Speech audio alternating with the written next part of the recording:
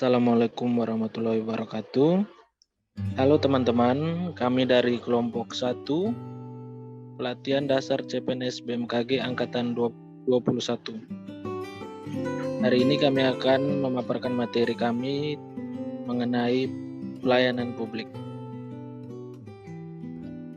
Namun sebelumnya, izinkan kami memperkenalkan anggota kelompok kami, yaitu ada Algon, Bella, Bayu, Arya, Arif, Amal, Almira, Alfred, Aji, dan Akbar. Outline yang akan dibahas pada PPT kali ini yang pertama yaitu mengenai pengertian dari pelayanan publik, yang kedua nilai-nilai, yaitu kelebihan dan nilai-nilai yang dibangun pada kasus, yang ketiga prasyarat, yaitu identifikasi prasyarat yang harus dimiliki Indonesia, serta yang keempat ada lesson and learn, pembelajaran yang didapat dari artikel. Mengapa kita harus belajar dari Jepang? Sebelum mengarah ke bahasan tersebut, kita harus tahu dulu nih pengertian pelayanan publik. Pelayanan publik adalah kegiatan atau rangkaian kegiatan dalam rangka pemenuhan kebutuhan pelayanan sesuai dengan peraturan perundang-undangan bagi setiap warga negara dan penduduk atas barang, jasa, dan atau pelayanan administratif yang disediakan oleh penyelenggara pelayanan publik. Dari artikel tentang pelayanan publik di negara Jepang, banyak sekali nilai-nilai yang bisa kita ambil. Yang pertama, akuntabel. Yang kedua, transparan. Selanjutnya ada responsif, bertanggung jawab, dan tidak diskriminatif. Contohnya yang pertama, akuntabel. Bayangkan para pekerja sampai berlari hanya untuk memberikan pelayanan yang maksimal. Dan juga dijelaskan di artikel itu bahwa para kasir pun memberikan kembalian sampai ke nominal terkecil. Yang kedua, yaitu transparan.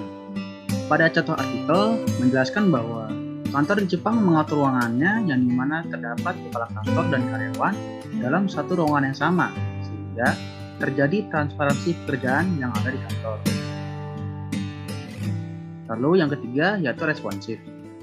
Menjelaskan bahwa ketika adanya keluhan dari masyarakat Jepang terkait kerusakan listrik misalnya, maka operator dari perusahaan tersebut dengan segera merespon dan melakukan perbaikan. Yang keempat ada bertanggung jawab. Ketika terjadi kesalahan memberikan slip tagihan listrik, operator dari perusahaan listrik memberikan permohonan maaf sebesar-besarnya dan mengganti dengan slip tagihan yang sesuai. Jadi budaya meminta maaf di sini sangat junjung tinggi. Yang kelima, tidak diskriminatif. Adanya prinsip the biggest service for the small, artinya pelayanan dan perhatian lebih bagi yang kurang beruntung. Pada artikel ini menceritakan bagaimana orang asing yang tidak bisa berbahasa Jepang diberikan fasilitas, transportasi, dan diantar kemana-mana. Selanjutnya, agar pelayanan publik Indonesia dapat seperti Jepang, ada beberapa persyaratan yang harus dimiliki. Antara lain, yang pertama, komitmen pelayanan publik. Adanya kesadaran perubahan sikap dan perilaku dari aparat birokrasi pelayanan publik menuju model birokrasi yang lebih humanis, berlandaskan tanggung jawab, kejujuran, dan disiplin dalam bekerja, sehingga dapat memberikan pelayanan terbaik untuk masyarakat. Selanjutnya, pelayanan yang praktis dan jelas. Prosedur dan tata cara pelayanan secara mudah, cepat, dan tepat, serta adanya kejelasan dan kepastian mengenai prosedur dan tata cara pelayanan dengan orientasi memudahkan dan dapat dilaksanakan oleh masyarakat. Poin ketiga yaitu prasyarat, yaitu pelayanan yang tidak diskriminatif, responsif, dan transparan. Poin pertama yaitu pelayanan publik yang diselenggarakan oleh pemerintah tidak boleh dibedakan antar masyarakat. Poin kedua, penyelenggara pelayanan publik pemerintah wajib mendengarkan dan memenuhi tuntunan kebutuhan warga negaranya. Dan yang ketiga, penyelenggaraan pelayanan publik dalam hal ini adalah pemerintah harus menyediakan akses bagi warga negara untuk mengetahui segala hal yang terkait dengan pelayanan publik. Selanjutnya, yaitu yang ketiga, prasyaratnya yaitu mengimplementasi nilai-nilai pelayanan publik di semua sektor pemerintahan. Selanjutnya, bekerja dengan giat tanpa adanya keterpaksaan, menanamkan sikap jujur, pelayanan yang aman dan nyaman, dan yang terakhir terdapat komisi pengawasan dalam setiap jenis pelayanan. Selanjutnya, para abdi negara memiliki kebanggaan menjadi abdi negara, lalu bekerja dengan cerdas dan dibuat sederhana. Selanjutnya, pelayanan publik yang sangat mengutamakan masyarakat atau customer. Lalu ada tidak malu untuk meminta maaf jika melakukan kesalahan. Selanjutnya, mengutamakan sikap jujur dalam memberikan pelayanan. Selanjutnya, penggunaan sumber daya dengan maksimal atau efisien.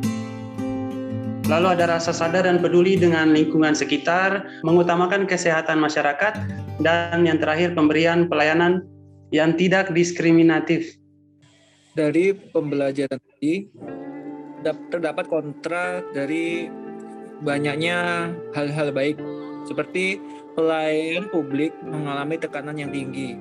Para pegawai di sana dituntut untuk melakukan hal yang sempurna dalam memberikan pelayanan publik. Hal ini menyebabkan tekanan yang dibebankan oleh para pegawai cukup tinggi. Sekian, terima kasih. Mohon maaf apabila masih banyak kekurangan, karena kelebihan hanya milik Allah semata. Ke rumah Bu Ikum makan ayam betutu. Wassalamualaikum warahmatullahi wabarakatuh.